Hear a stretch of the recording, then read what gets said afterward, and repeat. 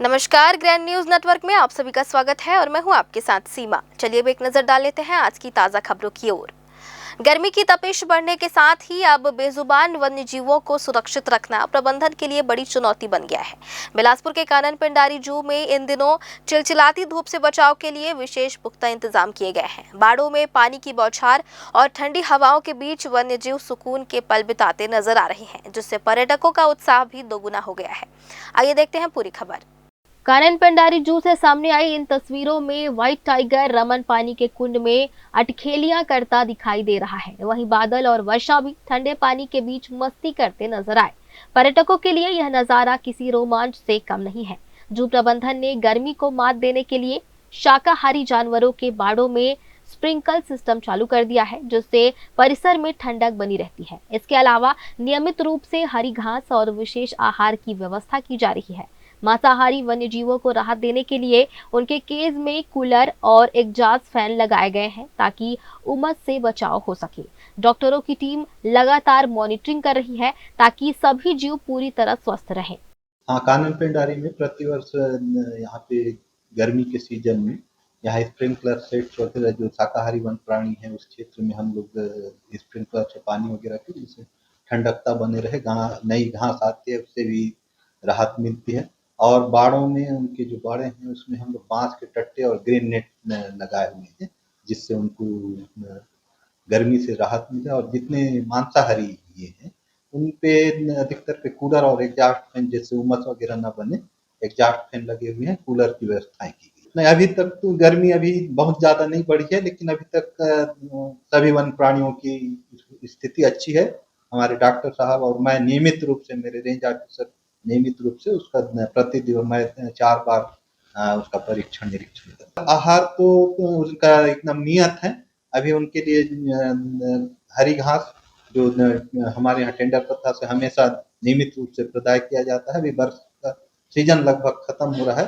बरसीम और नेपियर घास विशेषता से हरी घास में खिलाया जा रहा है, और पशु आहार जो हम लोगों का पौष्टिक आहार उसके अंतर्गत। इन विशेष व्यवस्थाओं के कारण कानन पेंडारी के वन्यजीव इस भीषण गर्मी में तरोताजा महसूस कर रहे हैं। कूलर की ठंडी हवा और पानी के फव्वारों के बीच जानवरों को सुकून में देख यहां पहुंचने वाले सैलानी भी काफी खुश नजर आ रहे हैं। ग्रैंड न्यूज के लिए राकेश खरे के साथ पिंटू दुबे की रिपोर्ट। महामाया चौक स्थित संस्कार भवन में भगवान परशुराम जन्मोत्सव को लेकर ब्राह्मण समाज की एक महत्वपूर्ण बैठक आयोजित की गई। इस बैठक में समाज के वरिष्ठ जनों, युवाओं और विभिन्न क्षेत्रों से पहुंचे प्रतिनिधियों ने हिस्सा लिया। सर्वसम्मति से यह निर्णय लिया गया कि इस वर्ष भगवान परशुराम जन्मोत्सव को बेहद भव्य रूप से मनाया जाएगा और अक्षय तृतीया के पावन अवसर पर एक विशाल शोभा यात्रा निकाली जाएगी। आइए देखते हैं पूरी खबर। इस अहम बैठक की अध्यक्षता पंडित हरिशंकर दुबे ने की। वहीं विशिष्ट अतिथि के रूप में डॉक्टर विनय पाठक, डॉक्टर राघवेंद्र दुबे और गणेश शास्त्री मौजूद रहे। मंच का संचालन अमित तिवारी ने किया। बैठक में राजकिशोर नगर, सेंद्री, रेलवे परिक्षेत्र, सकरी सहित आसपास के क्षेत्रों से बड़ी संख्या में समाज के लोग शामिल हुए। सभा में तय किया गया कि शोभा यात्रा में भगवान परशुराम की आकर्षक झांकियां, बैंड बाजे, पारंपरिक वेशभूषा और धार्मिक ध्वज शामिल रहेंगी। हाँ, 20 अप्रैल को परशुराम जयंती है, जो विप्र समाज के लिए स्वाभिमान के प्रतीक है, विष्णु के अवतार हैं।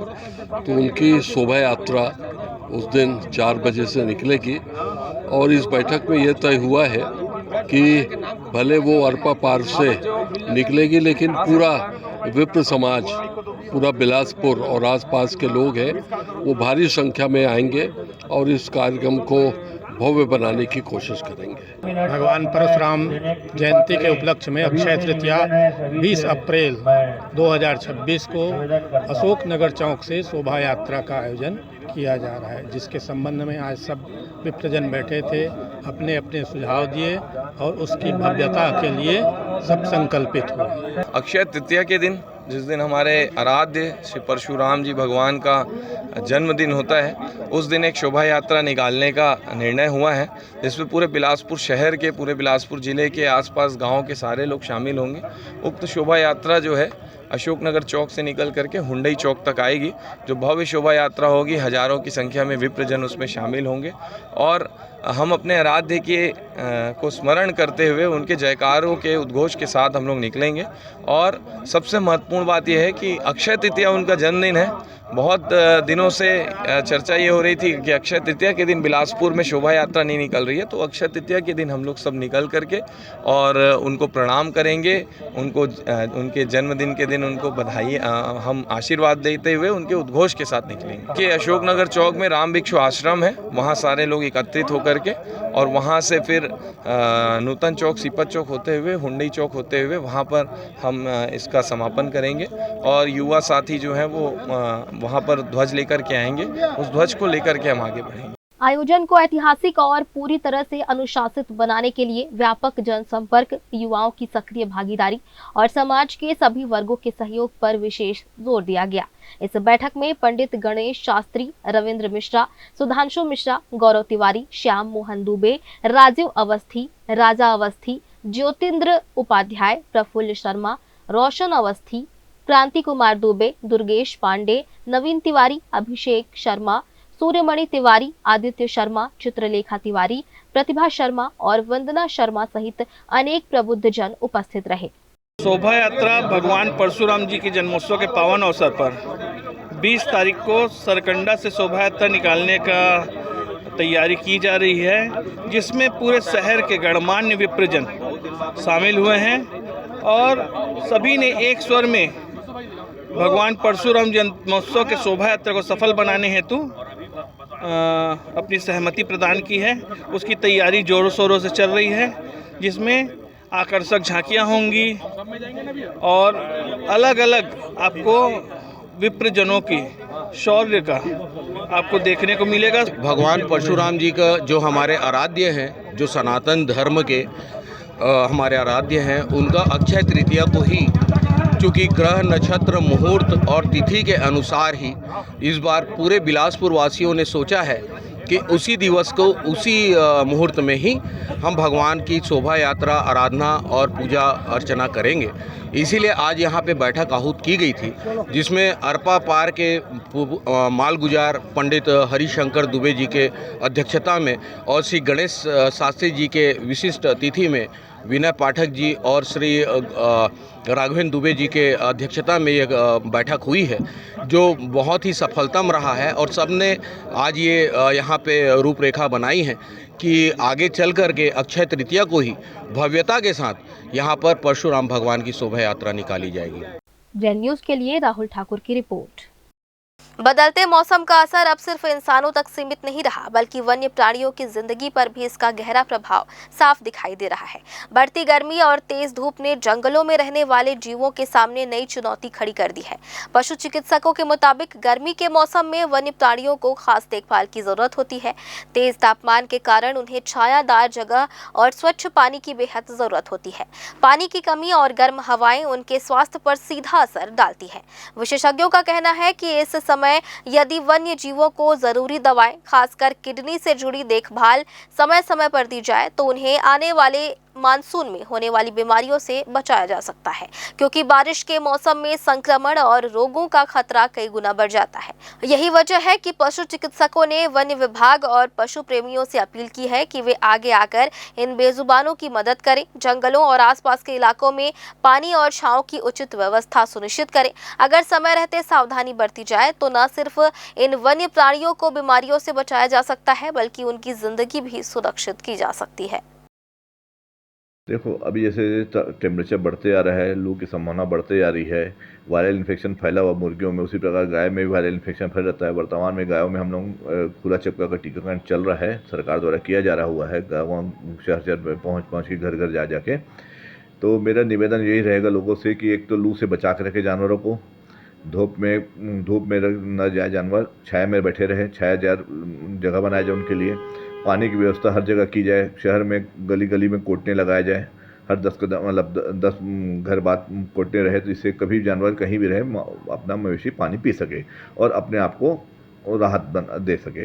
मुख्यमंत्री बिजली बिल समाधान योजना ने लोगों की मुश्किलें काफी हद तक आसान कर दी है। 12 मार्च से शुरू हुई इस योजना का मकसद पुराने बकाया बिजली बिलों से उपभोक्ताओं को राहत देना है और अब इसका असर जमीन पर साफ दिखाई देने लगा है। इस योजना के तहत वर्ष 2023 के बकाया बिलों में मूलधन पर आकर्षक छूट दी जा रही है। खास बात यह है कि बीपीएल कनेक्शन धारकों को सबसे ज्यादा फायदा मिल रहा है।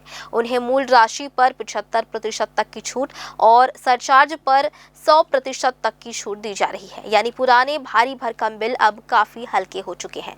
वहीं घरेलू उपभोक्ताओं को भी निर्धारित नियमों के अनुसार राहत मिल रही है, जिससे आम लोगों में खुशी का माहौल है। बिलासपुर जिले में इस योजना को लेकर जबरदस्त उत्साह देखने को मिल रहा है और बड़ी संख्या में लोग इसका फायदा उठा रहे हैं।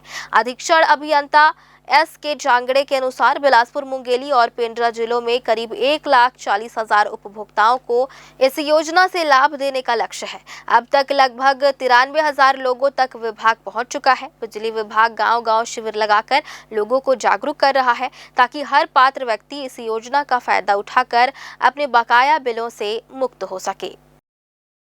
मुख्यमंत्री बिजली बिल समाधान योजना अभी 12 मार्च से शुरुआत हुआ है।